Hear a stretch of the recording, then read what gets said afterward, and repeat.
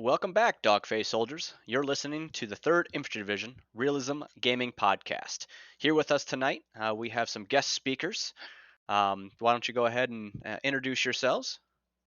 Greetings, I'm Sergeant D.Smiřický, Fire Team Leader of 1st Squad Scorpions and also the NCOIC of Public Affairs Office. Hello, everyone. This is Sergeant First Class Babol, Platoon Sergeant of 1st Platoon Widowmakers and NCOIC of S3 FIG. Oh boy, I'm being outshined here. Major LaFlash, just measly company CO. And then later today, in this podcast, we have Sergeant Lewis joining us for Soldier of the Quarter. Welcome, gentlemen. Thanks for coming in and spending some time with myself and Sergeant Smiřický. We have a new dawn, I guess you can say, of our podcast with we'll be talking about it, but usually you hear that very authentic man's voice of First Sergeant Brock, bringing us all into this. But some of our big promotions and billet changes that we have to talk about is the retirement of First Sergeant Brock. Now Sergeant Major Brock, as he was promoted per his retirement orders. So he retired with us on beginning of October at our October 2023 promotion and award ceremony. The first sergeant served with us quite some time, just shy of 4 years. Almost just shy of 1,700 days as a soldier within our unit here. Throughout his career, he served as a fire team member, fire team leader. He led First Squad Scorpions for a good chunk of his leadership time in the unit before moving on and actually had your role, Sergeant Babol. He was our platoon sergeant of Widowmakers. And then for the last 644 days until his retirement, he held our company first sergeant slot. You talk about awards and what he's done throughout his service. I mean, he has the Defense Superior Service Medal, which is a medal that is pretty high up there. Not very many people that even retire have that, and he's had that before he retired. In quarter one of 2020, we got to have him on this podcast kind of for the first time. He was named the Soldier of the Quarter of Q1 of 2020. So that was awesome for his career. Obviously, not only the leadership side, but the combat leadership side for Sergeant Brock, First Sergeant Brock. He has Bronze Star with Valor, Purple Heart, Meritorious Service Medal, and a list of leadership medals and combat leadership awards and accolades that we would spend the next hour talking about just that. One of the impressive things with First Sergeant, in my eyes, was his consistency. If I just take something simple like unit voting on clans list and what we do there consistently, he was one of the first to max that medal out, the humanitarian service medal, for getting 60 votes consistently for 30 days, and it never left 60. He had that perfect record for all what is it, 20 to 25 times in a row that you have to max a medal out like that. So just think of that, almost 2 full years straight. He voted every single day, twice a day, every month. It's insane. But yeah, what do you guys think about the retirement of First Sergeant, and any funny stories or words of wisdom that you've received from the First Sergeant over his years with us? Honestly, even though there were some problems with now late Sergeant Major, I liked him. It was good hanging out, talking with him about stuff such as about growing up in woods, going camping. We had a lot of common stuff together, common hobbies. He even liked some hobbies that I introduced him to, such as caring about owls. So I hope he still at least enjoys that sometimes. But he had real problem as first sergeant being called sir or being saluted to. But he told me himself that he knows that we didn't do it out of jokes, but we called him sir or even saluted him because respect.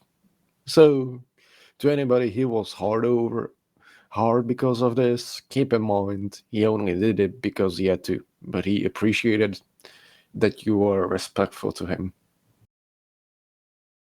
Yeah, absolutely. absolutely. Yeah, go ahead, Sorry Babel. about that, Major. Yeah, I was just gonna say, like, I myself appreciate all the hard work and dedication that our retired company sergeant, retired Master Sergeant Brock has put in, not just for FIG, but really the whole Third Infantry Division. Now, I personally believe that he has given us a lot of foundation of what we are currently standing on today in a lot of things. You know, it was the first sergeant who made sure that our schools and courses are at par to quality standards, apart from making sure that the FIG operation runs smoothly. You know, it was a one-man show in terms of leadership because he could do it, and he was able to do it with all of the team members in FIG supporting him. You know, and it was also the first sergeant who made sure that all the technicalities are followed by the platoon. And all in all, he was just a great NCO. And whoever steps up as the next company sergeant would have a really big shoe to fill. Now, that's going to be a big problem to whoever steps in as the next company sergeant. That's for sure. Yeah, I mean, obviously a big gap with his retirement, but I will say, I mean, he's done an outstanding job on development of our NCO Corps. You know, from soldiers like you, Sergeant Babel, Sergeant Garcia, you know, that are um, sergeant first classes, and really his workload got passed down um, to several of our NCOs. The fact that the amount of that he put in, you know, the S2 side, you know, we brought in, you know, that's kind of one of my next topics, really about changes. You know, our S2 changes that we had to make that spawned from first sergeant's retirement. But with that, I mean, Alpha Company had to move forward, right? You know, we're not looking to, maybe by the end of our quarter 4 podcast here, we'll be talking about, you know, who stepped up and put those big old clonking shoes on as our company first sergeant. But you know, some changes that we can talk about now is with that change of first sergeant retiring, Alpha Company moved S2 from its old format, which its old format was we had our, you know, first sergeant, our XO, um, you know, and then we had a company level readiness NCO in our S2, and then we had platoon readiness NCOs around um, as like our in-house platoon type Zeuses and game managers. So we kind of wanted to revamp that a little bit, as obviously, you know, then we're kind of restricted if you look at that to only having one Zeus per platoon, and then it's an assigned position, and we didn't really want that in S2. So we kind of talked about it and moved our S2 up under company level. And then from there, now they aren't readiness NCOs. We still have Sergeant First Class Garcia. That is the company readiness NCO, which is a slot, as it's not just based around S2. Just like you, Babel, he took on several of the first sergeant's tasks and responsibilities to keep the company and the unit moving on a day-to-day basis. But so now with that, we also had Lieutenant Vandal, which is dual wielding it for a little bit as we kind of work through some other parts of like what are we going to do. But Lieutenant Vandal stepped up, and with him, Lieutenant Tucci as the company XO, Sergeant First Class Garcia as the company readiness NCO, and then Sergeant Bills, which is one of those platoon readiness NCOs that we moved up under company, who's now just an intelligence analyst. Which all that's our whole Zeus team, our game managers, are working together with a new format. Um, and so far, I mean, we've had a an operation mission with it and a patrol. And so far, what are you guys' thoughts on how the new format rolls? What do you guys think so far? Honestly, I believe that the new format is, well, change, as you yourself said. It brings us a different way to experience from us different side. It also shows us that if we destroy an enemy BMP, BRDM, it won't appear anytime again, because from what I've understood, that this time enemy casualties and destroyed equipment matters because they also are limited on it.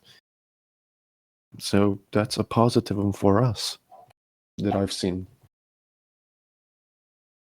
Right. And in Platoon's perspective as well, Major, basically what's happening now is we're kind of changing the tactics that once was, you could say, efficient.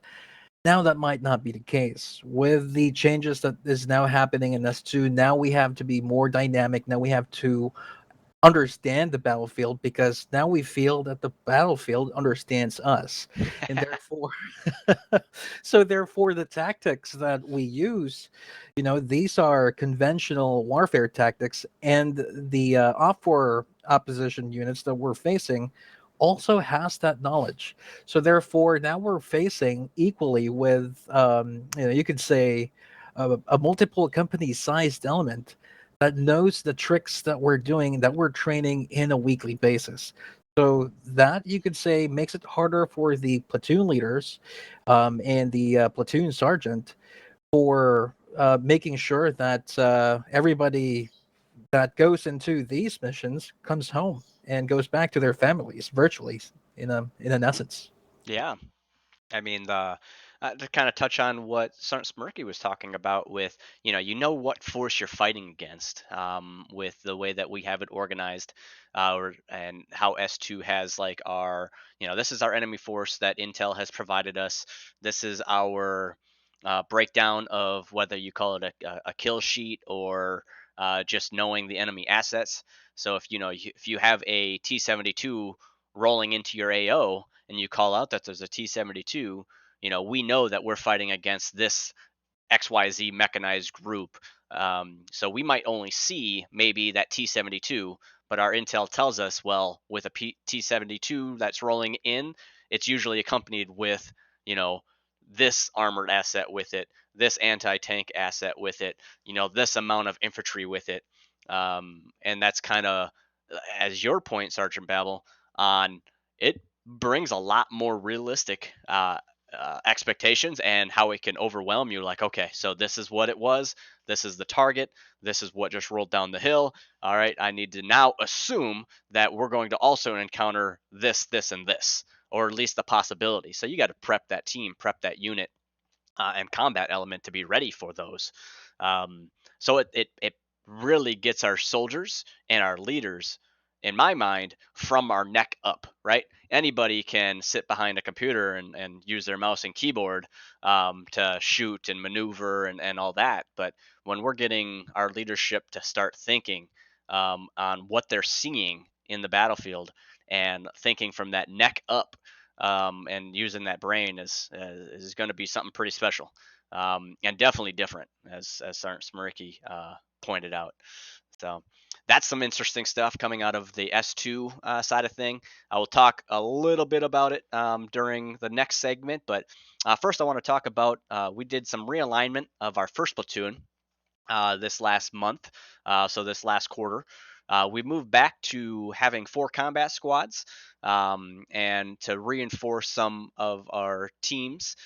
Staff Sergeant Marsh made that move back into second squad, and is currently the SL. Sergeant Marsh was the man behind the rank last podcast, last quarter. So if you want to hear a little bit more about him, go listen to that. But um, yeah, what's that do as an element, Sergeant Babel, about going back to that 4 combat squads? Does it revitalize and give me your take on that? Absolutely. So when I assumed the role of Third First Class, there were 5 squads. And 5 squads were definitely a lot to handle. I mean, being new to the role and all, 5 squads was definitely, you could say, overwhelming. But due to the changes that were made, there were even people who had to let go of their roles. The main reason behind that is we wanted to make sure that all the squads that we have are fully packed for combat effectivity. So therefore, now that, of course, you could say that there were people who had to let go of their previous roles, but that opened doors to them actually to have better roles, such as roles in Second Platoon, Griffins. So overall, this has an overall great and positive impact both on a combat effectivity side of things and in a technical aspect for career growth within the third ID or the third infantry division. Yeah, absolutely. I mean, being able to consolidate a little bit, focus on our leaders, focus on our our squad leaders, our two ICs, so that they can turn focus on our soldiers coming in, our new soldiers, and then our sustained soldiers that do it day in and day out of everything. So, looking forward to finishing this year off and seeing where we lay. Um, Next up, our sponsorship I want to talk about. So, this last quarter, we announced a sponsorship deal with iRacing, the Heart to Heart Infinity Series Motorsports. Not something that you necessarily hear coming out of a Realism unit. Definitely a Arma Milsim unit, right? So we have a retired soldier, a retired staff sergeant in our unit that served with us back in 2000, I think 11 through like 2015, 14 timeframe.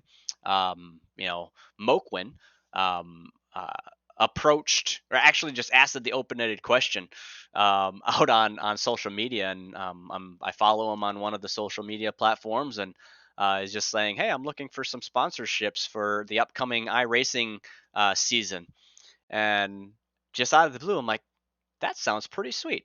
So I look into it a little bit more and get talking and talk to Moquin a little bit more, and we come up with you know and the idea of, well, let's submit the third infantry division realism unit. What does that look like?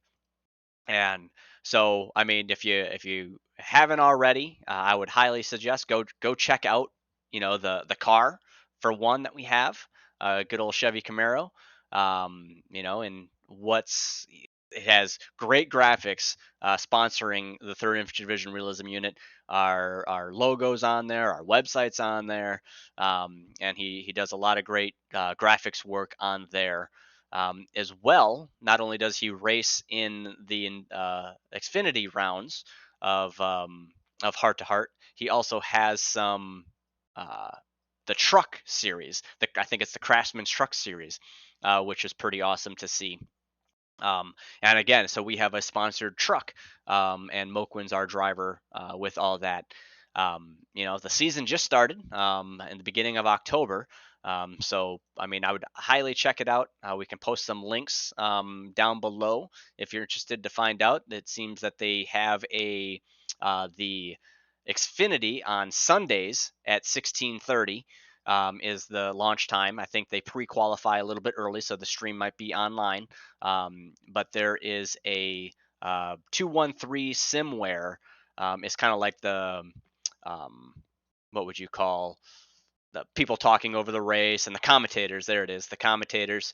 And so they stream that version, so the overall like top view of the race, and talk about the drivers and who's in first, second, blah blah blah. And then you can also, the other link we'll post is Moquin's personal Twitch.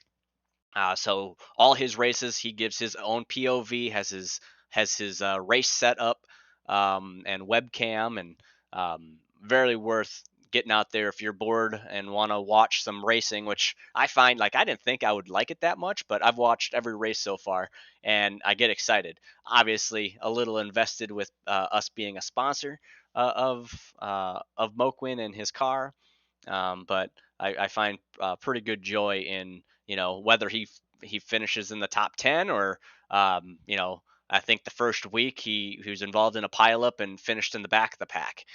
You just don't know. It's honestly by chance to win a race.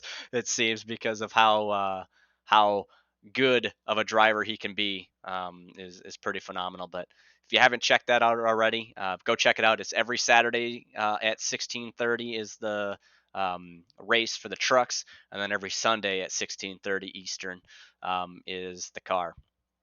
Um, Next up, I want to talk about something that's coming up in December. So during our quarter four that we already started, at the end of quarter four here, we move into our December timeframe. So we talk about it pretty consistently, but we usually kind of go into a stand down mode the last 2 weeks of December. And we're coming up on finishing Operation Crimson Sand here. We have roughly 45 days left in country, and we have a ton of stuff we got to get going on, and take over some some land for sure, some targets. But beginning of December, in between that 2 to 3 week period to where we're done with our combat operation, we've deployed back home.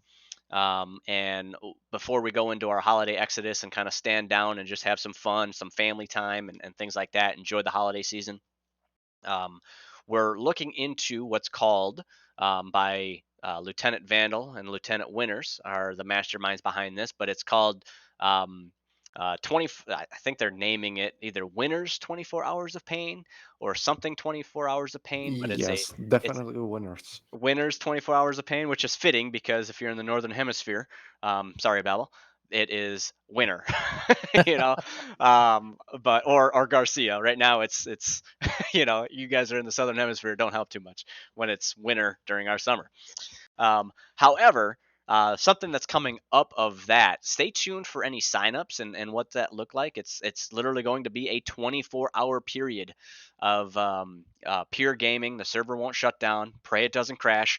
But being that we are going through this has the potential to be a secondary chance per year to be either Ranger qualified or something else. We're in the talks of what that looks like. Obviously, our current Ranger School we do with our sister unit, the 173rd, and usually that takes place in that June-July timeframe. Um, but then to have a secondary Ranger School and invite them, any of our other sister units to come be a part of this, there's a big difference in time though. Usually, our normal Ranger School, you're looking at, you know, 10 to 14 hours of it. This is going to be a 24-hour period. Now you want longevity and, full true like breakdown of your uh, limbs, your mind, things like that. This will definitely make that happen. And then obviously it's going to be that in-game experience and full milsim feel to it, to where if you need to take a nap, I mean, then we better have some. I won't say fire guards, but patrols and checkpoints and anything that we need. But it sounds like it's gonna be awesome. Um, and any of you hear anything about that? Any info that's kind of leaked down to our enlisted? I can only say, don't know if I can. I know the specific date that it will be happening. Okay. Yep, I have heard a date as well. From what I've heard, it will be on the 15th of December. Correct. Yep. Well, the officially being a 24-hour thing, you're looking at the 15th and 16th of December, moving into that whole 24-hour period. A little bit more info that's it's kind of brought out is that there will be some train up sessions prior to that as well. But we won't release all the good info. We'll let Lieutenant Winters, Lieutenant Vandal, kind of stay tuned for those postings. Maybe we can get them on here, one of those two for our quarter four, to talk about the results of that course, and how it all went over. But um, really, that's just a long-winded way of talking about our billet changes and big things over the last quarter. Very packful. I mean, we didn't even talk about much of Operation Crimson Sand. And our soldiers that have come in throughout this last quarter have been phenomenal. But let's talk a little bit about our S shops and our DMOSs, Smriki. What do you got on that? So, well, for our first S shop, recruitment and retention, well, there's a couple news on that. Is that they're working together with us, with S6 Public Affairs Office, on a recruitment video. Well, we've just had to completely scrap the video because some errors and file corruption. So we're working on it all over again for like the third time. But side to side, the video, the S1 is now splitting into two teams. The NSO team, the people who process the application to us, who basically are on standby and tell the new people how they can sign up and how to get them processed through our unit and attach them to the squad. And then there's the recruiting, who reach out to people all over the internet and tell them how to join and other stuff. Then there's other stuff with our S2, our intelligence department is now under command of Second Lieutenant Vandal, who is now going to be leading the department. How it will work out, we don't know yet, since it's a completely new thing with the leaving of our Sergeant Major Brock. But safe to say that considering Second Lieutenant Vandal does this stuff for a living, the S2 intelligence stuff, there's a lot to expect from him. Yeah, I would agree there. I mean, you got we talked a little bit earlier about what that all looks like for S2 and um, what that breakdown and new model will look like. We're really excited about that.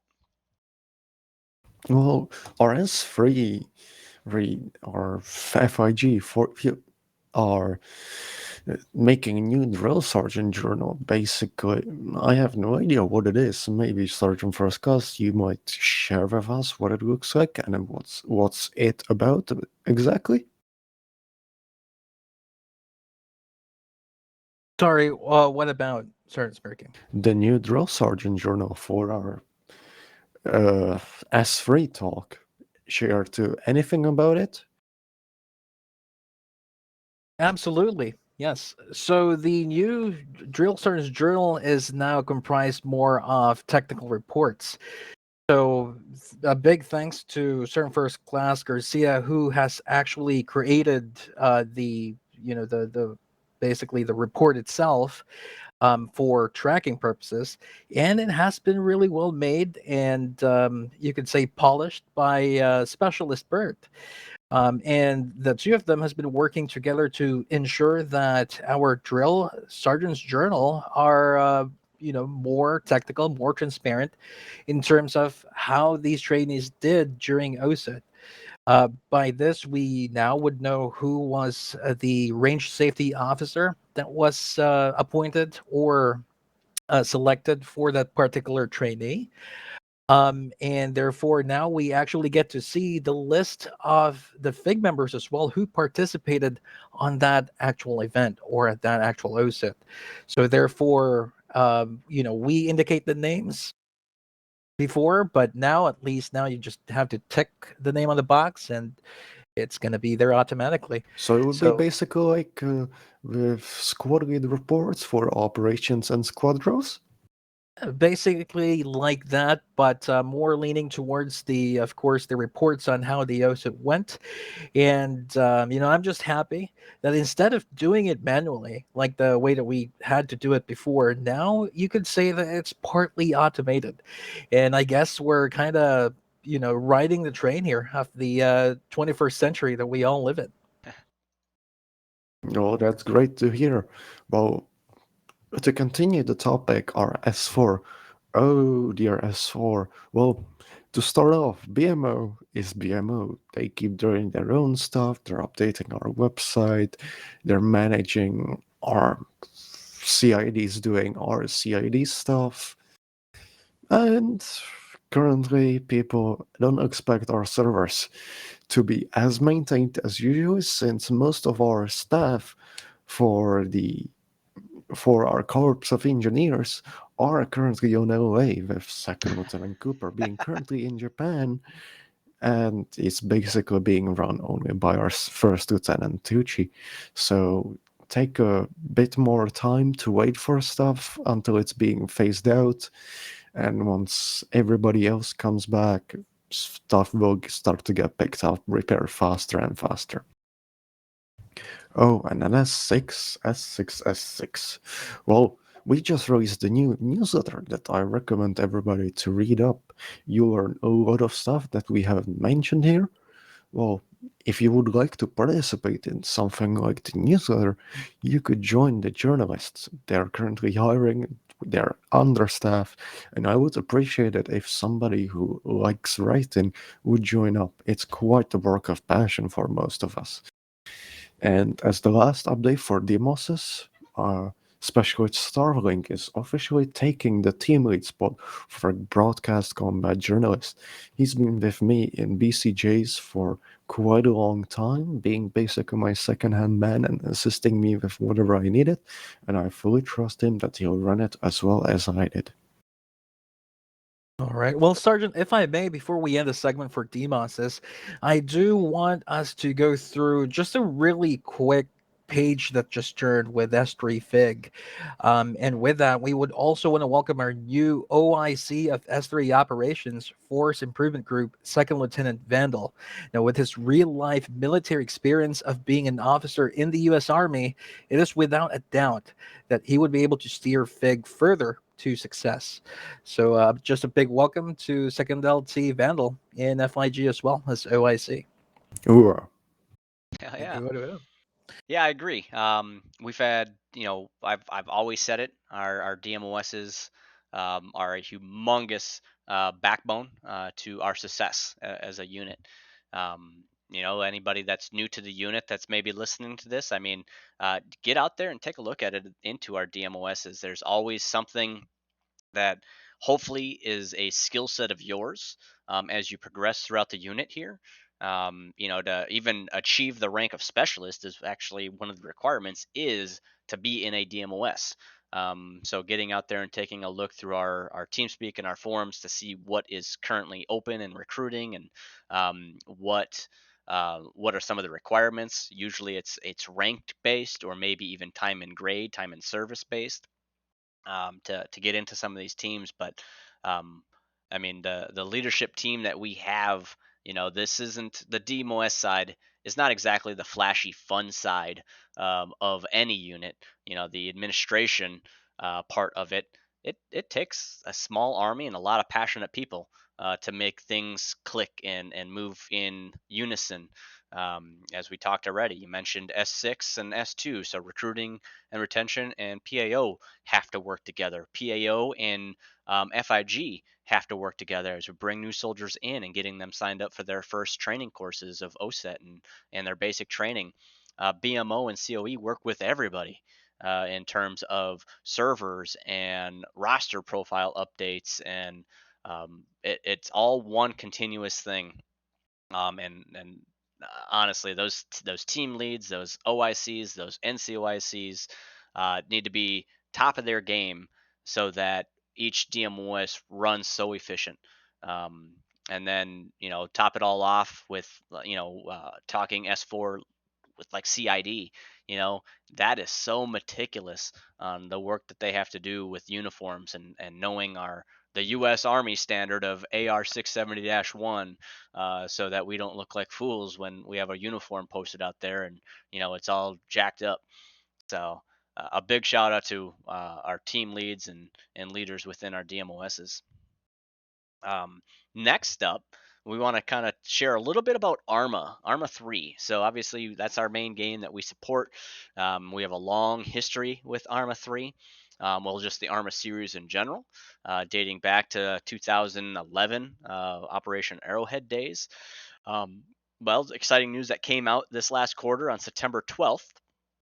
Arma became a decade old. Arma 3, I should say, became a decade old. They hit their 10-year anniversary, and had some really awesome podcasts out there with one of the community managers, Nellers, as well as getting out there interviewing some of like the graphics design artists, the dev team, the high-ranking officials within Bohemia, and what that all looks like, talking over the years of Arma 3, the multiple and multiple, I think in 10 years they released 10 DLCs, which is pretty impressive.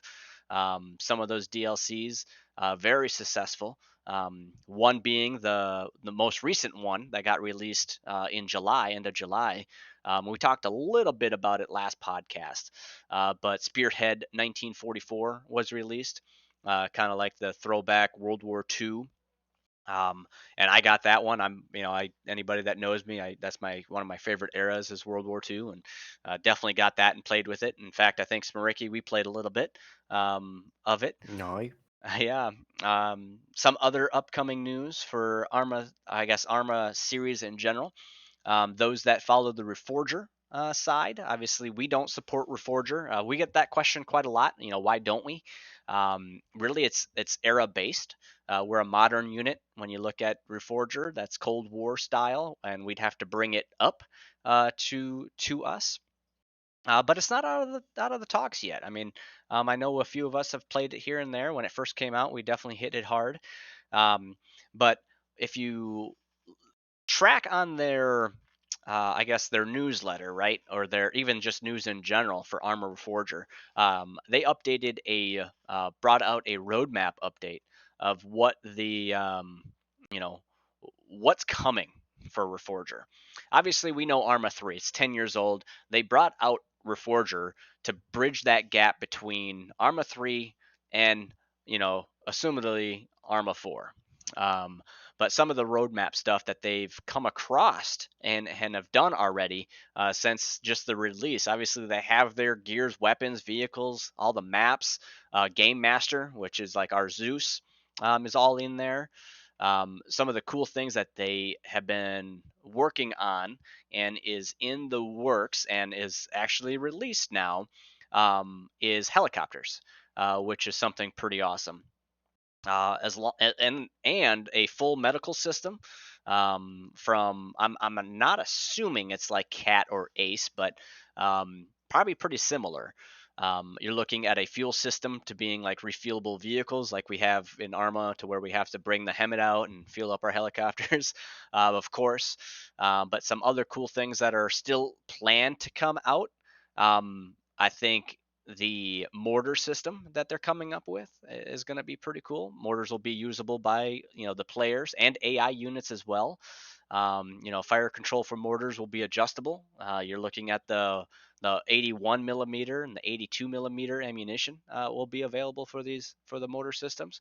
They're deployable, of course, at a moment's notice. So combat ops, you're looking at also like scenarios that are coming to Reforger. So just a lot of cool, unique things. If you haven't already, I would go check out the Reforger website, reforger.armaplatform.com. Check out the news, see what's coming. One of the neat things, if you haven't recently been to the just armaplatform.com website, the very first thing that you see when you kind of get to the website, and whether that's scroll down a little bit, you might not need to scroll very far, but you kind of see where everything lined up at.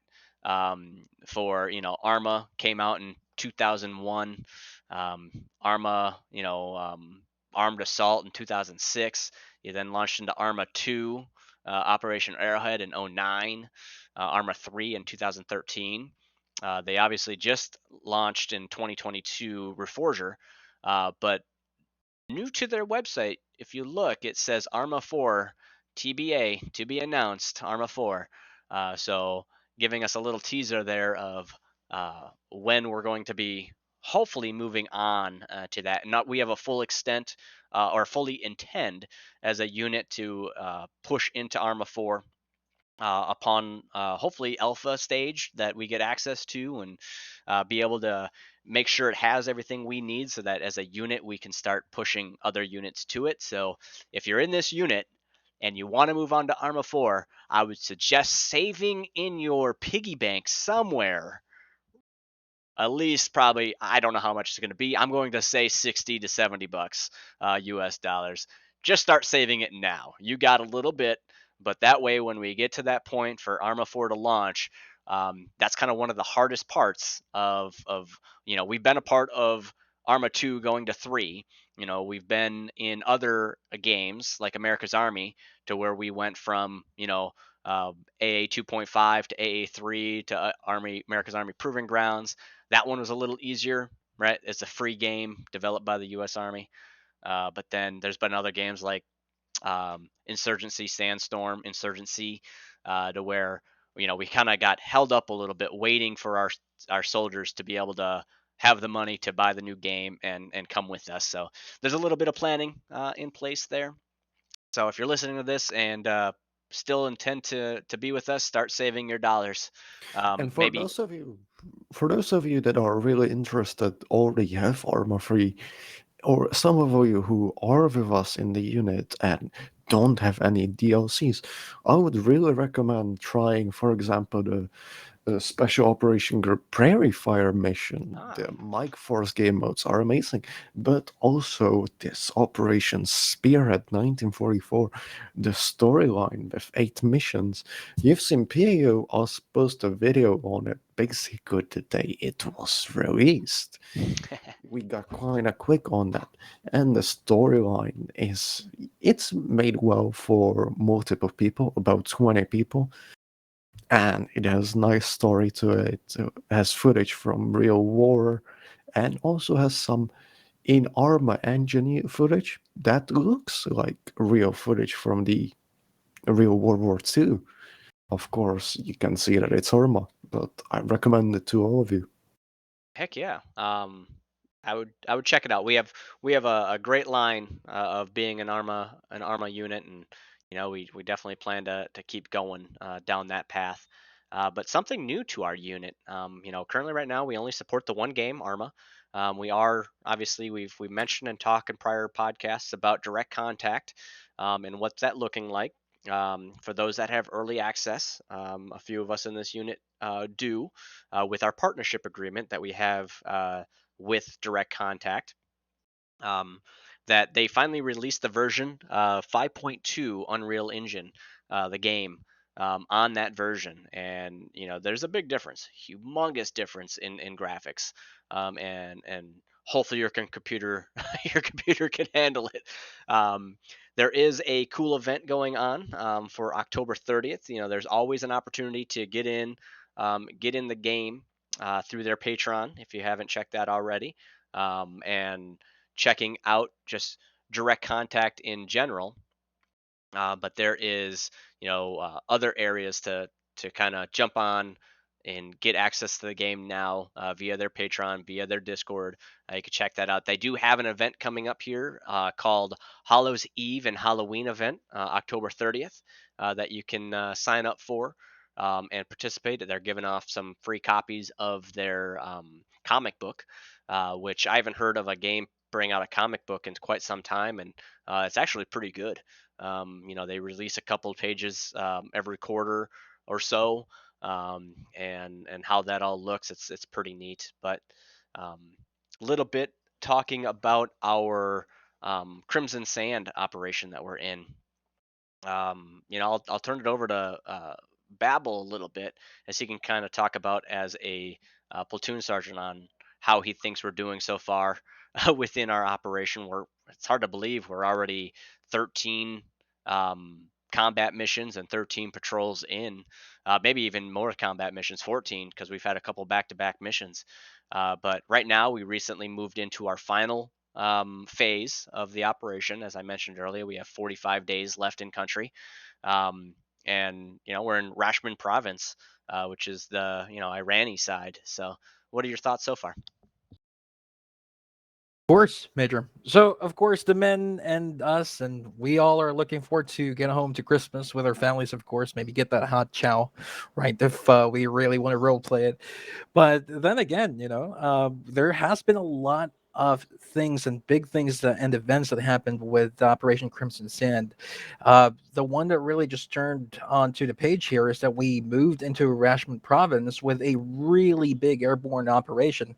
Now, as we all know, airborne operation, just like in real life, things could get haywire. may it be real life or in game, especially in game if you have soldiers who are not trained for it. So we in the 3rd Infantry Division, with the 1st platoon and the 2nd platoon, all together with the support of our Air Detachment 3 cab, we have really prepared for our airborne operations. So we actually dedicate schools for it as well. And we also dedicate at least one Saturday of a whole squadron event to actually prepare prior to airborne operations. And this has been really fruitful with the current 2 airborne operations, not one, but 2 airborne operations this year in 2023.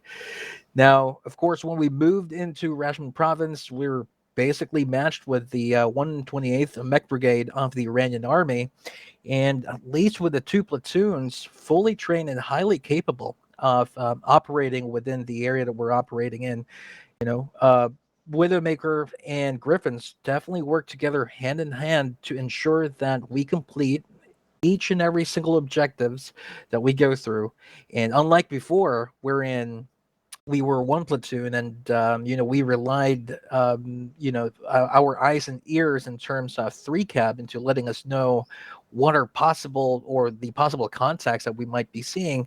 Now we have a 2nd platoon who has definitely proved their worth, upon them entering 3rd Infantry Division, wherein our scouts actually scout ahead, make sure that they give feasible intel for us to work on. And the great thing about this is that they give us updates as those intel change, because then again, the battlefield here is very dynamic. So therefore, information could change, and every minute of that information that isn't updated could be a life and death situation for our soldiers on the ground. So therefore, I'm just, glad to announce that, we are definitely, hopefully, closing up shop here, or close to closing up shop in Operation Crimson Sand. And hopefully, we are able to complete all of our objectives as we move more further into the depths of Russian province. Outstanding. Yeah, I mean it's been a long haul. Looking forward to the final you know month and a half of combat operations and patrols that we may have in country, and then getting into what the I guess winter's going to look like with the month of December, and then kind of we'll talk a little bit probably on the next podcast, quarter 4, on what we're looking for after the new year and getting into the new year of 2024. Hard to believe, holy smokes, how fast do the years go? But yeah, I mean, Crimson Sand has been phenomenal. Again, the brainchild of Sergeant Major Brock throughout his time, and then kind of to the finish line with Lieutenant Vandal and his team now on where we're going to end the thing or the operation. But next up, kind of cruising along here, we're already to where we bring in Sergeant Lewis. Sergeant Lewis was honored and named our 4th quarter. Or sorry, I got to back up. I'm way ahead of myself. Quarter 3. Sergeant Lewis was named our quarter 3 Soldier of the Quarter. So with that, Sergeant Smirky, go ahead, take it away. I'm sitting here with Sergeant J. Lewis, who originally joined the 3rd Infantry Division Realism unit on September 12, 2021, where he served till January 2023, retired as Staff Sergeant.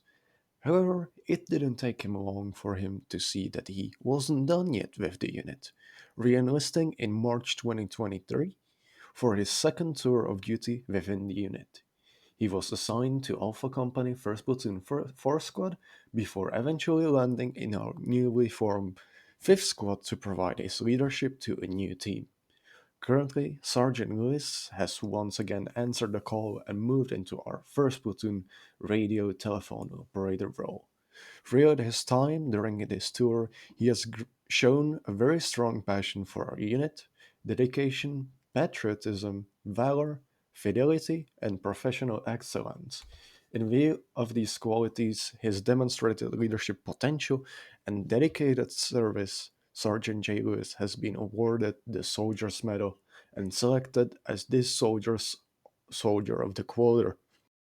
So, Sergeant Lewis, sitting here with me, tell us a little bit about yourself.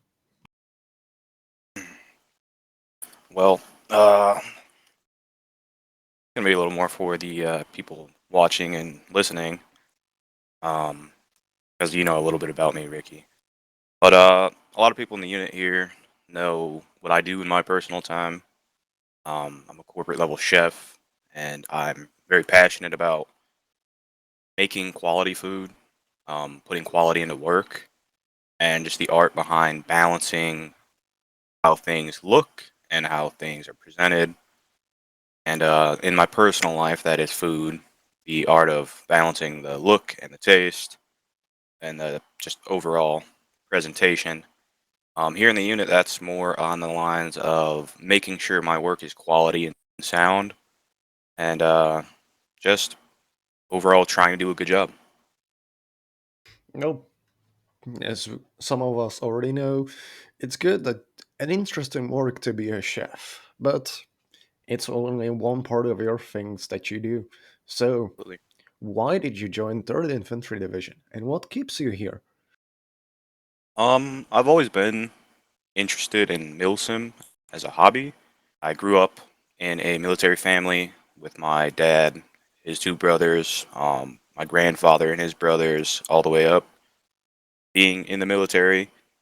And the thing that drew me here to third was the community.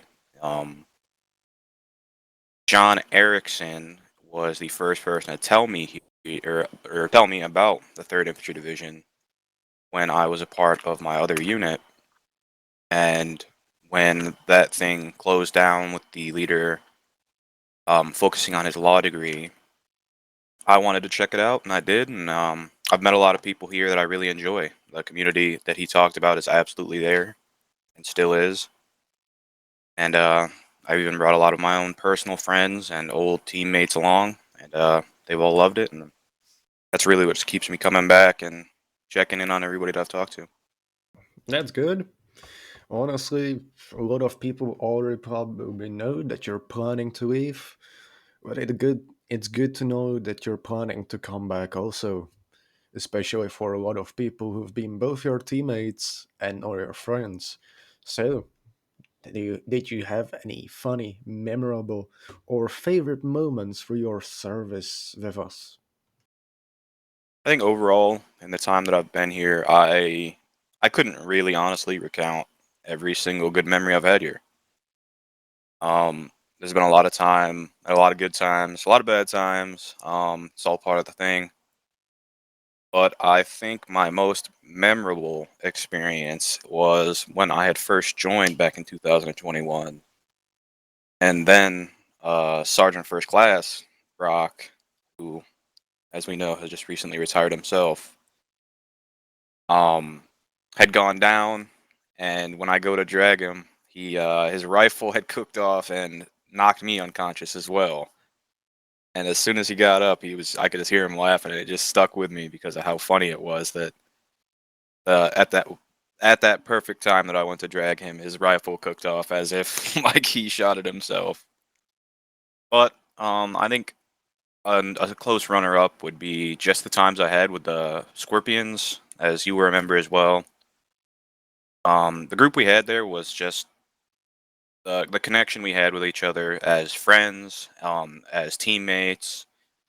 It was just uh, a special thing for the unit. I really do believe. And this is where I have my little shout out to Lieutenant Vandal and Winters, Staff Sergeant Ivanov, Corporal Bird and Corporal Donnelly, um, you as well, Ricky. I know plenty of people who don't fly under the radar in my book, but I can't sit here and for a few hours and list everybody. But it's just people like that who made the unit special for me and kept me coming back over and over. Yeah, I'm glad to be included in that too. So, people heard a lot about you. Well, some. but they also hurt some people that you've dealt with here. Well, what do you have advice to the people that haven't met you, to people who are gonna be joining this unit today, in the future, or people who have been in this unit past and gonna be rejoining again? Any advice? My advice to anybody coming back or looking to join the third IDE, try to have fun. Try to make those relationships. Make yourself personable. We all come here. It's as a hobby. It's we all enjoy milsim and the military aspect of gaming, and that's really what, in my opinion, makes Third so special. Is our community is so dynamic and full of life, and just full of people from all over the world that you can meet somebody who has similar interests and a similar personality, and they could be from Germany. I'm referring to Lieutenant Cooper here. Him and I, just on a personal, him and I hit it off amazingly. Now, without Third, we would have never even known each other existed. And that's just a big thing I try to emphasize when I tell people to come join Third is just make yourself personable, make it have fun, and you will have a great time here and a fruitful career. Mm. Those are words that I can agree with that. It's basically what I've did myself, but on to the next question. What army value is the most important to you and why? Most important value to me is selfless service. As I spoke on before, in my life and my career and in my free time, in my hobbies, I try to do things that go the extra mile when I know I'm not going to get recognized. And I think the selfless service, the whole impact of doing things when you know that you're not going to get recognition for the majority of it, is one of the most admirable qualities a person can have. And I try to emphasize that in my own personal life. Well, I can't. I would like to. Well, I honestly have nothing to say on it. So let's move on to the next question before I turn this podcast about myself. So, what motivates you to keep pushing forward in the unit? And do you have any goals for the future within the unit? Um, Future goals is funny, but my greatest motivation since I came back, after the retirement, I wasn't sure if I was going to come back. I knew that I would stop in and check on all the friends, and more recently, I will be coming back to check in on Major with his announcement of his children. But since I've came back, my greatest motivation to return every weekend and to keep doing the things that I were doing was that I wanted to help the unit be fun for people that were joining the way that it was fun for me. We had such a great team and such a great community that when I joined, and there's still majority still here, that I had such a great time that I wanted to be an influence in that for people joining after me. And my goals currently are to continue doing that where I can, even with my more limited time now. Even in retirement, I will be, checking in and helping out, and for sure dropping by to make sure, all the boys are having a good time and are doing well in their personal lives. Well, that's good to know that you'll be still here with us even after you leave, once you do. So, the last question. Any lessons you've learned while being with us? Would you like to share something? Um, any valuable lessons? I would say the biggest lesson I've learned from the unit is that investing in yourself is the greatest thing that you can do. Doing the extra step and going that extra mile will get you noticed in every aspect. Here in Third, that could be going to more optional trainings and schools, and in life, that could even be as small as putting in a few extra hours at work, or even smaller, just getting a new haircut. Invest in yourself, make yourself feel better. And then doing the things that make you feel better tends to lead to better performance, which just gets you stand out, and then in turn you can reap the benefits of your hard work. And it's the investing in yourself has just been a lesson that's been struck into me pretty hard here in the unit. Well, that's been Sergeant J. Lewis. I thank you, Lewis, and just a little more about him. He is our recipient of Bronze Star, Purple Heart. He even one of the soldiers that's Ranger qualified, and even Pathfinder. He's a soldier that served with us for quite some time, and I hope you, dear listeners, learned at least something more about Sergeant J. Lewis. All right, thank you, Sergeant Lewis. It was great to have you on and talk a little bit about you and what drives you in this unit. Appreciate your time. Next up, I'm going to turn it over here to Sergeant Smiřický. He's going to talk about the man behind the rank, the one, the only, the Sergeant First Class Babol. So, Sergeant First Class Babol, our, well, basically father in Widowmaker's platoon, a man that's been in this unit for well over 2 years, have held many positions. Probably the most prominent position was the squad leader of our first squad, Phoenix. Yes, still many members who remember him there, and from that he rose through the ashes and became our current platoon sergeant. Well, Sergeant First Class Babol won many awards.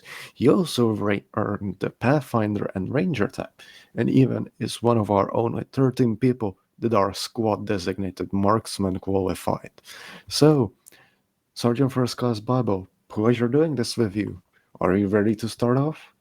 Definitely, it's a pleasure to do this with you as well, Sergeant. And thank you for the quick introduction too, Major, and of course, Sergeant here. And I'm definitely ready for my interrogation. Yes, now the whole platoon, no, the whole unit would actually get to know some of the questions that you're going to put me on today. So I guess good luck to me. Well, it's not like you're here for the first time. So, let's start. What is your favorite aspect of this unit? Wow. Well, that's a hard question because there's so many great aspects that I could talk about. But basically, if you think about it, and if I think about it, I joined the 3rd Infantry Division for its professionalism, realism, and tactical ability to coordinate and accomplish a mission with numerous soldiers assigned on different platoons, different squads, just working together towards that same goal. Now, really, if you think about it, what really gained my attention is the tactical teamwork that the 3rd Infantry Division emphasizes a lot, which is basically teamwork and cooperation. You learn to work closely with your squad or fire team, developing trust and communication skills that are really essential in a real military setting. Now, one of the things that we do here is that we have very realistic scenarios. Now, both our operations and patrol recreate realistic combat scenarios, complete with objectives, dynamic missions, and even enemy forces, which gives all of us a very immersive environment, as S2 pays great attention to detail on how certain real life conventional and even unconventional militaries work, and apply that based on the theater of war that we are in. So there's just definitely a lot of aspects to look into, but that's the biggest one I have.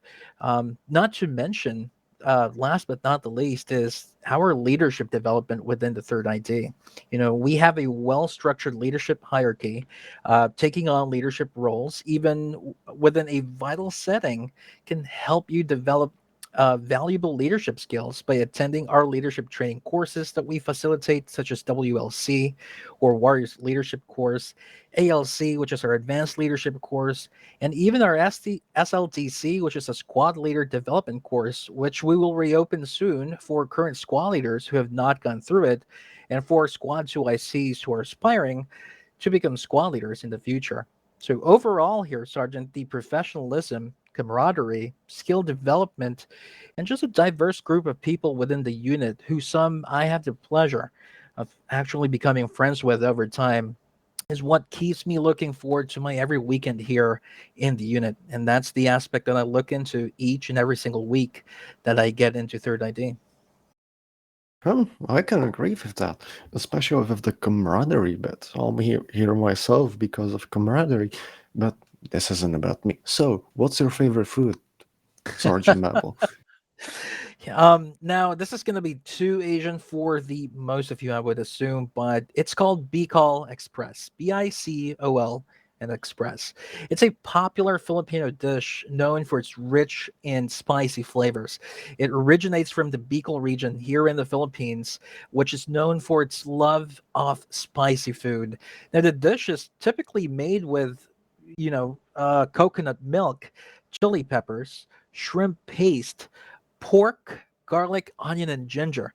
You typically saute the garlic, onion, and ginger together in a pan, add that pork in and saute it until it's cooked, and then just really easily afterwards you pour in the coconut milk and shrimp paste.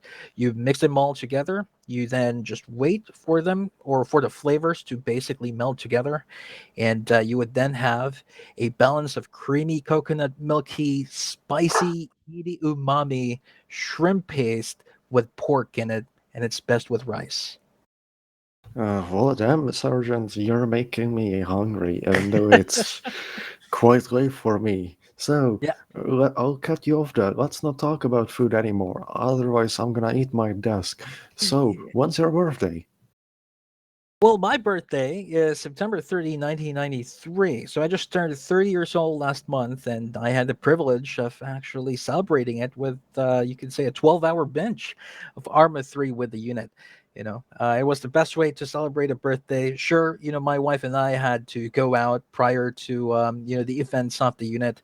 But when the event started, I was just here with the boys. And of course, all of them greeted me verbally and in a written form, public and private. And it was just a great day to be in, spending time with the lads here in Third ID. Mm, yep, that's nice. So, on to the next question. Do you have any pets? And do you want to share with us pictures of them in our Discord? Yeah, well, unfortunately, not anymore. I had a Labrador named Honey when I was young and practically grew up with her, spending about a total of 12 years with full on cuddles each and every single day. But now, apart from the busy schedule that I and my wife have, the thought of inevitably losing a family member in the future is such a big heartache that I don't want to go through again, especially knowing that dogs unfortunately have a lesser lifespan than us human beings. If it was the other way around, I wouldn't really bat an eye, but you know, Are you it sure is about not the that? case. How would you feel if your dog outlived you? How sad he would be. Well, that is actually a good way to look into that as well. And we all wouldn't want to do that to our dogs. So maybe if they had a longer lifespan, that would be, it would be nice to have a companion that you could be with your whole life. So, you're already being talked about what you do, that you're a very big and important man, Sergeant, that you have a lot of wives, just like almost every important person in Asia. What do you do for a living? Everybody knows you're rich and you're great at parties and you have quite a lot of women. So tell us about yourself and your work. Oh, I wish that was true, Sergeant. I've heard out there through the grapevine that I own a private island, which is not the case. I own a mansion with 20 ladies in them as well. That is also not the case, but how I wish. Well, hopefully my wife doesn't hear this podcast. But yeah, basically what I do for a living currently is I'm a manager of corporate training for a U.S. contact center. Now, I focus on professional development, curriculum development, and performance management on all of our employees within the sites of the Asia Pacific region. So basically, in short, I've got a boring desk job looking at metrics and spreadsheets for a living. And yeah, I would definitely trade that with an island and 20 ladies that's, with me living in a mansion. So I guess everybody's fantasies have just proven to be false. way to disappoint everybody. So, what other hobbies do you have other than gaming? Well, that's the thing. Unfortunately, as much as I would love to have other hobbies out there, my time does just not permit me to do so. I work about 8 to 10 hours a day. I spend the same amount of time on my business and what's left of that is what I spend on Third ID. But sometimes, and just between you, me, and the lads here in Third ID, I also squeeze in Third ID matters during work hours because, priorities. But, I just hope my executives are not looking into this podcast, and if they are, then well, I was definitely joking. But then again, all kidding aside, if ever that I had more time to spend on a hobby, I'd probably go for airsoft. It's one thing that I have done in the past, and I do want to get into milsim kind of airsoft again, wherein you spend days in open fields and jungles, basically living off your rations and of course your BB guns. No, Airsoft, I could get behind that. So, Maybe. oh, speak. No, I was This just is gonna about say you. maybe one day, if you ever come here to the Philippines or vice versa, if I ever go to your place, then maybe we could definitely go ahead and hook up and get those BB guns up and running, and head to a forest and do a 2-3 day milsim event. That would be cool. I would love it. There's a 3-day event in Czech Republic, biggest event in the entire Europe. You can get ambushed even in your own tent. Perhaps you could join us and participate in this. It's called Border Wars, but back to you. Any advice to give to your fellow soldiers or armor-free players wanting to enlist? Well, in terms of my fellow soldiers, they already know, as I always talk to almost everyone. I have an open door policy and anyone could talk to me at any given time, as long as I'm in front of the computer, of course. But if you're a new Arma 3 player or even a veteran just wanting to enlist and, becoming interested within the Third ID, if you are basically a person who wants to have a good Milsim experience, well, then just join the Third ID. We only not build soldiers, but we also build relationships here. And that's one thing that you wouldn't know. And that's one thing that you wouldn't see in our website is because real relationships are practically built, within the Third ID, and we're a very close knit community, and we just don't stop with Arma 3. Arma 3 is that platform that we officially get on to actually go through our unit events and matters. But after each mission, after each patrol, you would see guys hanging out, may it be inside the barracks, in the common hall. You would have a group of guys who would be probably drinking and talking. You would have a group of guys playing other games out there, you know. And the great thing about this is that most of the time, even though that this unit of ours is international, you would have the vast majority of people kind of being in the United States and Europe. Now, the great thing about that is that you have people, that are awake on American time, and you have people who are also awake on European time. So, therefore, no matter what time you get into TeamSpeak, there's most likely a few people who would be hanging out there, would probably be talking about life. Well, I can't say anything more about that as I'm one of those people joining that. It'd be nice to see you here more often, Sergeant. So maybe If the time tomorrow? permits, maybe. Yes, Sergeant. Yeah. So, and now I have another question here, and it's kind of my personal hobby. What music do you currently listen to? Anything you like, any band? What can you tell us about it? Oh, so the thing about music is that I listen to it a lot, like a lot, a lot. Whenever I'm working, whenever I'm on my way to work, practically I listen to music all the time, probably except when I'm on Arma or when I'm on a game. So I'm very diverse when it comes to music. I could be listening to, you could say, an old Heavenly Celtic song, and think about how I should adopt more puppies from the streets and make their lives better. But then maybe 3 minutes after, I would be listening to an underground hardcore hip hop and feeling ready for a drive by. So really, I'm very diverse, and I can listen to anything at any time. I cannot. Well, everybody's music is everybody's opinion. Cannot say I agree with that. So let's move on to a different topic before I start complaining about you not mentioning, for example, rock music and so on. I love rock. I guess the only music that I just can't, I try my best, but I just can't um, enjoy is the screamo musics. I when I look at the people who loves them, I love how they act. With the headbanging and all, with their hairs flipping. And I said, well, if I could only do that, it would be so nice. But my eardrums just couldn't take it. And apart from screamo musics, everything I take in, and I could listen to anything at any time. Sounds to me like me and Staff Sergeant Ivanov have to take you a proper heavy metal concert then. It seems so, Sergeant. Definitely seems so. So, Sergeant, are you only one from your parents, or do you have any siblings? Yeah, you can say that, my parents, you can say that they didn't really work on that aspect. And yeah, I'm the only one, but I'm glad that I grew up together with some of my cousins who I treat as siblings as well. We didn't really live in the same house, but they lived within the vicinity. And as I was growing up, I at least were able to play around with them as well. And as we all grew up, we kind of went our separate ways.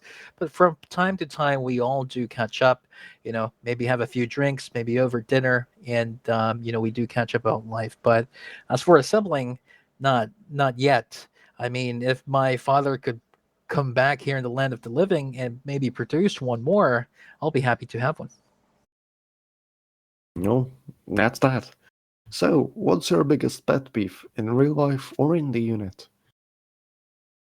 Well, in terms of a pet peeve, there's just a lot, but I don't know if this is, you tell me if this is really an Asian thing or not, but at least here in the Philippines, once you go into, let's say, stores, right, you would have stores attendants following you around the store.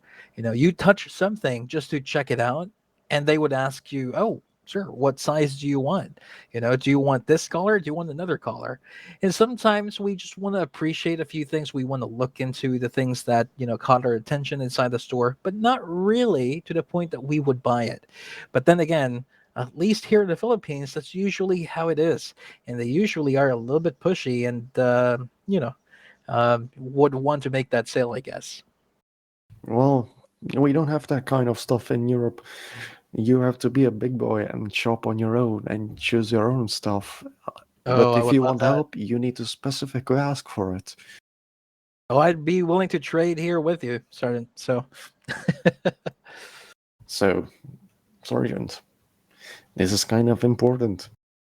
Do you have any guilty pleasures? Any deep secrets you would like to tell about us? well, everybody has guilty pleasures, right? But that I do. And I guess I would have to share it here because you put me on the spot of asking it. My guilty pleasure is just McDonald's. As I hate to say it, I know some people treat it as junk food. Some people say it's great, some not. It's going to get some mixed, attention to it. But McDonald's is just, at least for me, really great. If you're hungry or tired from a long day work and you just need a quick burger, and some fries, maybe some people call it chips, usually in Europe, right? Or the UK. So a quick McDonald's burger and fries, and you can say an ice cold Coke definitely would make any kind of day, any sad day turned into a great day, at least for me. That's one of my guilty pleasures. Well, can't say I consider that guilty pleasure since, well, if you're not eating it every day, I don't consider it really harmful food, as Well, most people do. Yeah, but sometimes I go overboard. You know, there's weeks when I order out from McDonald's multiple times, so it does become a guilty pleasure, at least for me. Okay, then that's understandable. Well, off to the next question. What's something you can't live without? And I'll give you a minute to think about it properly, because your wife will be listening to this podcast. I mean, my office door is pretty much open, and she probably is hearing this right now. But I mean, it's easy to say that I wouldn't be able to live without her, and that's a fact too. But really, the pressing matter here is, at least in the 21st century, internet. Realistically speaking, like the internet nowadays is pretty much useful, and it's pretty much, you could say, um, a necessity in a household.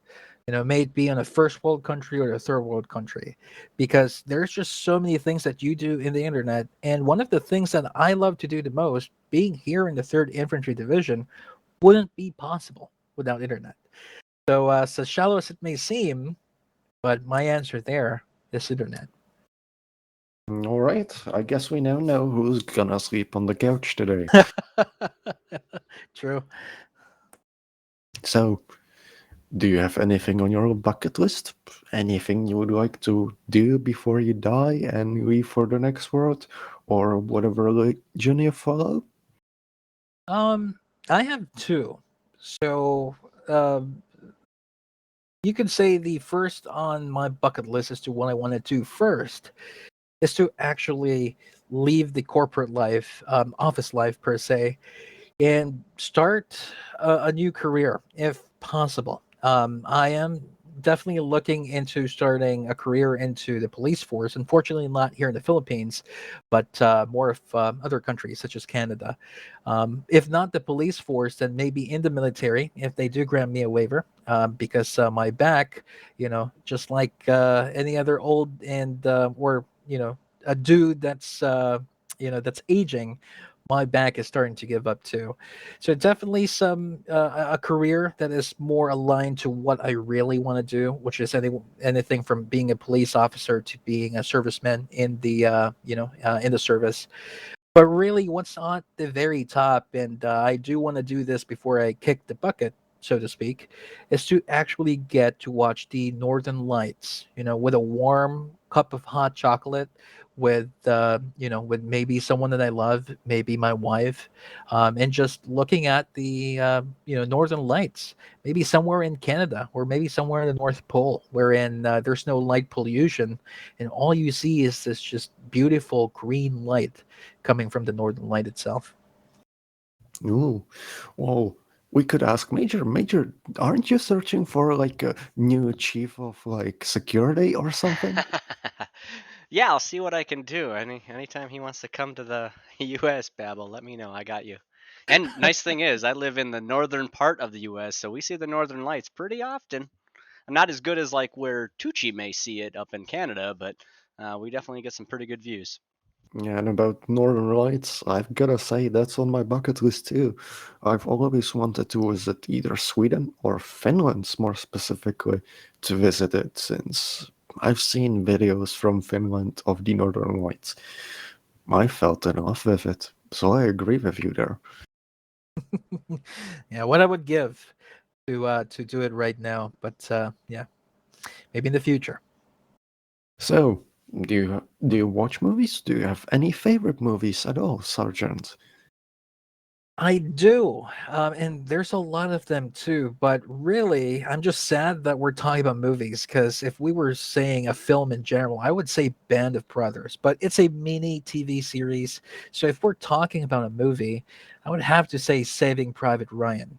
Now, apart from it having a great cast, and I being a really big fan of Tom Hanks, I believe that the movie has given us a glimpse of what the real war is about back in World War II. The movie didn't romanticize it. Instead, it really showed us a harsh, realistic glimpse of how the war was back in World War II. And that's the big thing for me. There's a lot of movies, a lot of TV series out there who romanticizes war, but as we all know, war is no good to anyone, to any nation, to anyone who participates in it. It's something that a lot of people think, um, or a lot of people are romanticized about, but really there is no fun in war.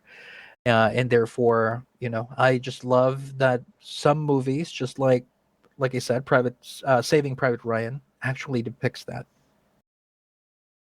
Well, those are great movies and TV shows, and I'm not surprised they picked it. Honestly, for those who knows me in the unit know that my pick would be something else. Cough cough, something like Blade Runner, but as I said multiple times, it ain't about me today. Maybe sometime in the future. Definitely sometime. So, do you have any embarrassing story or a funny moment that happened to you? Be it the real life or in the unit? Anything you would like to share?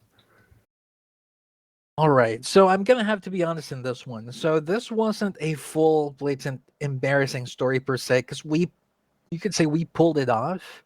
And there were just a few people who who kind of was in that embarrassing moment that I was in.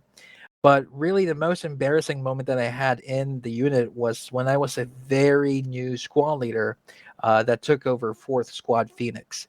It was the time of the new Vandal Winners platoon leadership. And unlike the past platoon administration, this new administration, Vandal Winners administration, wasn't really a fan on placing map markers on the go. And I'm not saying that they're not placing map markers. I'm just saying that they do instruct you on the go, and therefore, if you're in that heat of the moment, you wouldn't have a marker to go by. So we were taking on this really big city, um, and I was told to go to the east, and this is like a year ago. Now, when they told me to go to the east, now in with my you could say experience in training, they meant the east side of the city, not the east side of the map. So what I did there was I took my squad and we filled our way over to the east, the most east side of the map. And since they were there in this big city, they were trying to take it over. They actually, it took them some time to realize that, hey, Fort Squad Phoenix is actually moving outside of the AO and moving to God knows where on the Eastern Front. And of course, after you could say about half an hour, back then, the platoon leader, Second Lieutenant Vandal, said, "Babol, what are you doing?" And I said, "Well, I'm going east, just like what you guys have instructed me."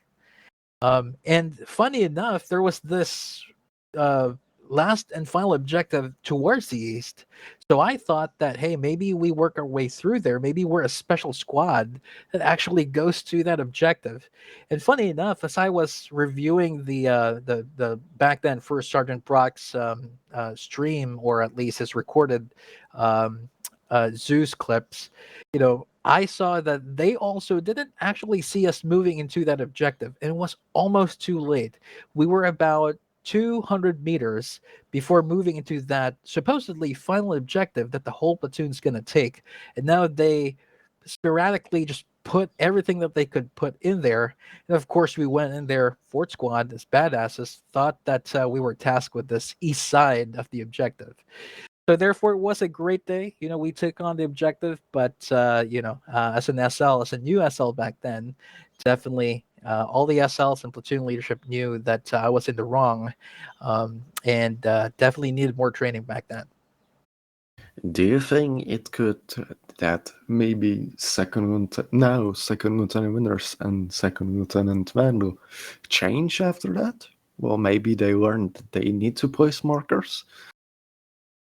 So basically from that point in time, they didn't really place the markers on the go, but at least that was a turning point for me, and that was a learning point wherein, okay, now I need to listen more and think like not just an SL, but think like a platoon sergeant, think like a platoon leader.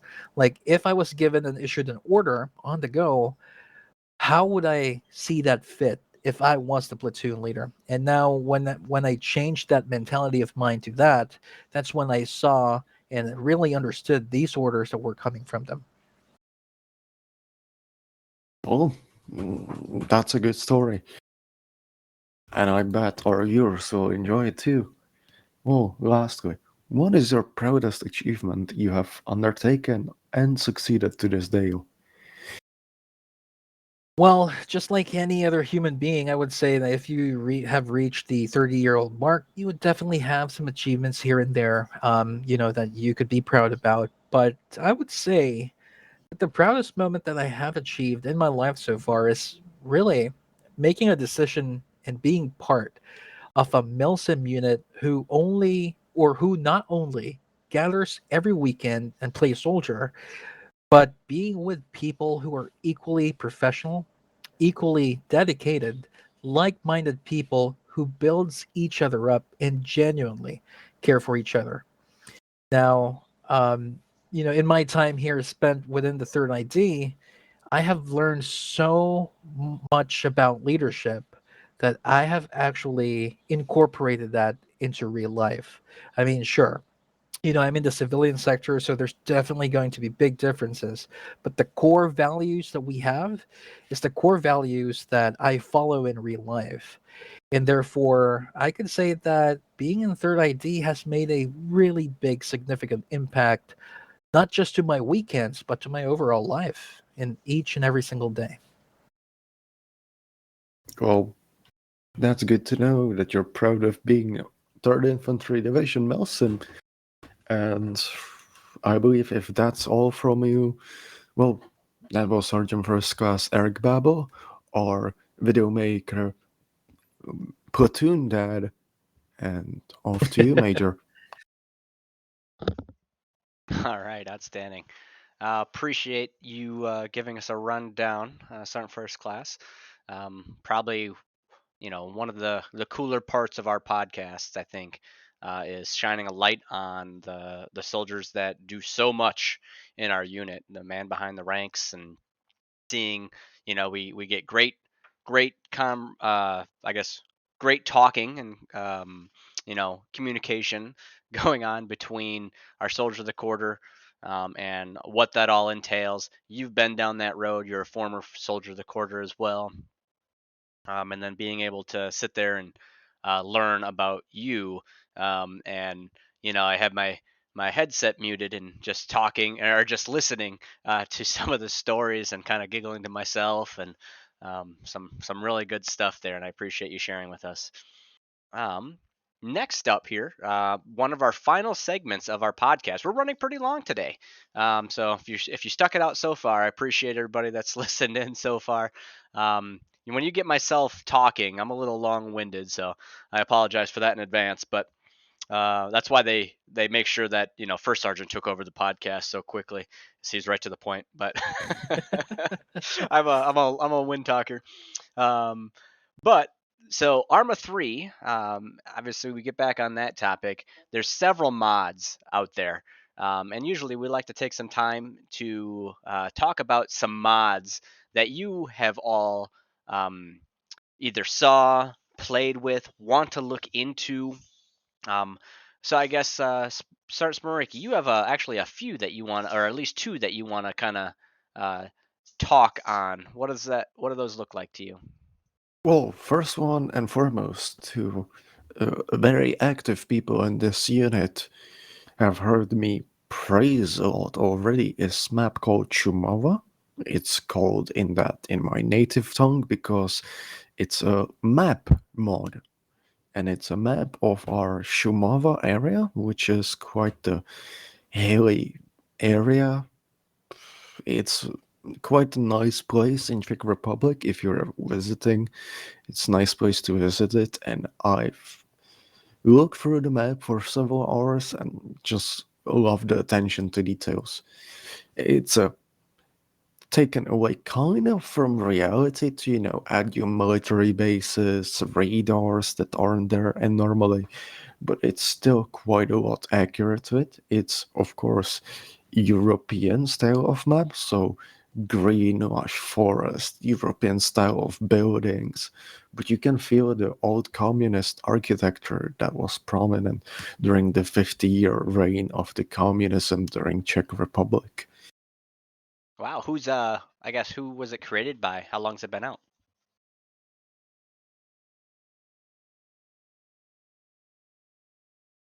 Hold on, I am.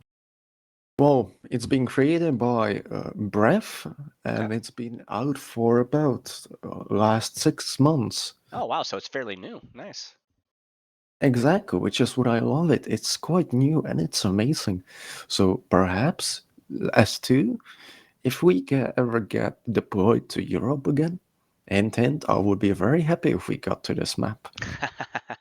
All right, listen up, S2.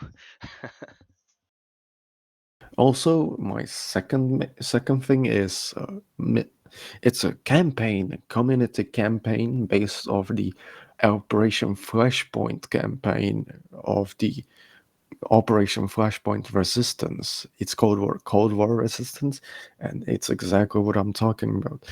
It's the Operation Flashpoint campaign made in Arma 3 with a lot of assets from Arma 3 that the mod developers made together. I played a bit through it. It's quite nice. Anybody who wants to feel nostalgia for Operation Flashpoint, go right ahead. Awesome. We have a couple others that we kind of want to discuss, but before I get into, I'll talk about mine here next, and then I'll have Bal if you want to get yours queued up. We uh, we post all these in our description, so if you want to check out these mods and you know see what they're all about and who created them, and if you want to check them out yourself, by all means, look below, and you'll see them down there. The mod I want to talk about, I found pretty interesting. Definitely thinking like a top level command slash S2. It's called the interrogation system. Now, this doesn't mean waterboarding like the CIA does, at least not from what I got to see. But it's brand new. It actually just got released here at the beginning of this quarter or the beginning of this month of October. Um, and I mean, so far it's already had almost 1,100 visitors, almost 1,000 subscribers to it in a couple days, right? It's brought to you by a guy named Jeff. But ultimately, it's a mod that introduces modules to add the ability to interrogate a unit during gameplay. The module lets you set intel that can be learned from that interrogation, as well as other, things like difficulty and the amount of times the unit can be interrogated. So ultimately, there's so much that you could do with this mod, and I thought it was pretty interesting when I saw it come out. It's in the brand new. Like I said, I haven't really checked it out. There is um, you know a following for it and what that entails. I look forward to seeing it, but you might see it pop up in our mod pack. I don't know. I'm not one to really add things to our mod pack to just have it, right? I'm not a shiny person, but so far all you need for required mods are Ace and CBA for this one. So um, looks interesting. Looks interesting. How about yours, Babel? All right. Well, for Bind Major, this is something that when I say we, people who probably have been here for about a year or two, have actually used before. I'm talking about the radio animations for Task Force Radio. Now, unfortunately, too bad that we had to actually discontinue it as it was clashing on some of our animations. As an example, would be the disappearing M249 softpack. That's if you were reloading it and went into that T4 animation at the same time. If you're on the radio, then your softpack goes into the abyss, never again seen. So maybe, just maybe we could have either alternatives, or maybe look into it once again, and you never know, maybe COE will be able to figure something out to kind of get this working. Because the main reason why I do want to talk about it is that there is so many radio communications going on, and if you're in, a fire team leader role, if you're in a squad leader role, platoon leaders and platoon sergeants, you could say your main focus, aside from being a combat unit and element, is your communications via radio. Sometimes they even say that the radio should be your primary weapon, as some call it. But all kidding aside, there are times wherein our soldiers thinks that we're speaking to them as we're speaking on the radio. So that means that instead of that soldier pulling security, well, then they unpull that security and go to you because they think you're talking to them, but in reality you're talking to radio. So without that animation, that person wouldn't be able to visually see that you're actually talking to the radio, instead of directly looking at them and think that you are talking to them. So maybe this is something that we could look into. Maybe we could look for alternatives, or tweak a little bit if possible. And you just never know with our COE, our great COE, who are in place here today. Awesome. Yeah, it's definitely. I remember when we used it, and I did hear about the soft pack issue. But you never know. You never know when you know a, a new update might come to the mod. If you look at it, it's last updated in 2020, so it's a little older, but ultimately you see what happens, right?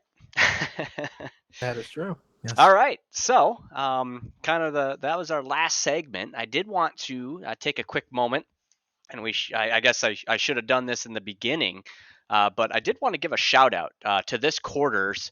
So the month of July, the month of August, the month of September, to a couple of our soldiers that hit anniversary marks. Those that are listening in, we do something pretty unique with our unit in terms of our soldiers hitting anniversaries within the unit, like hitting your birthday that you enlisted in, right? So a big shout out to the month of July. We had Sergeant Ayers hit his 3-year anniversary on July 26th. And then moving into August, we ended up having Sergeant Ivanov hit his 2-year on August 7th. Sergeant Kovic hit his 1-year August 15th. Perez hit his 1-year on August 11th. And then we have Sergeant Schacht coming up with August 21st for his 1-year as well. And then this last month of September, we have somebody on this list that is in this room. If not two of you, we had Sergeant Babol hit his 2-year. So congratulations on hitting 2 years in September 20th. Congratulations. But not far behind. Only a year behind him, Sergeant Smiřický. You hit your 1-year. That's me. That's me. That's me. On September 23rd. Followed with Sergeant Nicholas 1-year on September 20th as well. 1-year difference from him and Babel. Interesting. We have Corporal Silva 1-year on September 30th.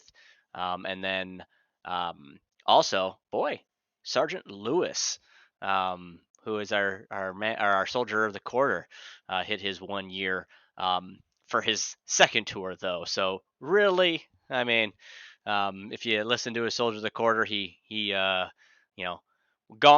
retired for a millisecond and then came back. But since he's come back, he's been here for 1 year as of September 12th. But in the future podcast, I'll make sure I get that up in the news billet in the beginning.